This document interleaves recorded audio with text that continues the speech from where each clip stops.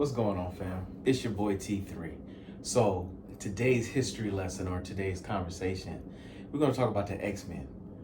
X-Men was one of the greatest shows that came out, I want to say in mid-90s. But in 1963, the X-Men was actually created by Stan Lee.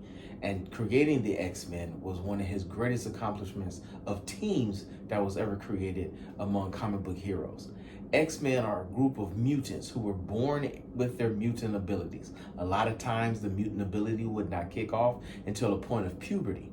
But X-Men were not just based on for comic book heroes and legends.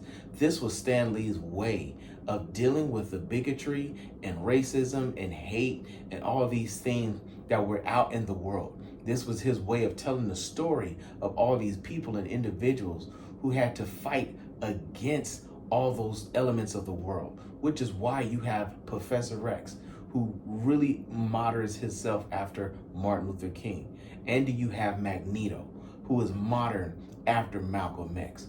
Two sides of the coin. One putting a group of people together to fight for peace and humanity and to fight this constant struggle against hatred to create a world where all people are seen as equals, where Magneto found himself to say that his race of mutants were not only should be better, but accepted upon higher standards because they have fought and become more powerful. It was even more evident when they made Magneto part of the Holocaust. He was a Jew that was out there in this world that had seen the hate of what the world could be, which only fueled his fire that went on. So X-Men in the 80s dropped the cartoon that became one of the most biggest phenomenon cartoons.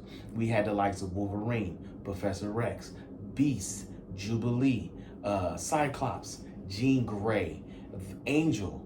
You came across villains like Apocalypse, Mr. Sinister, and of course Magneto.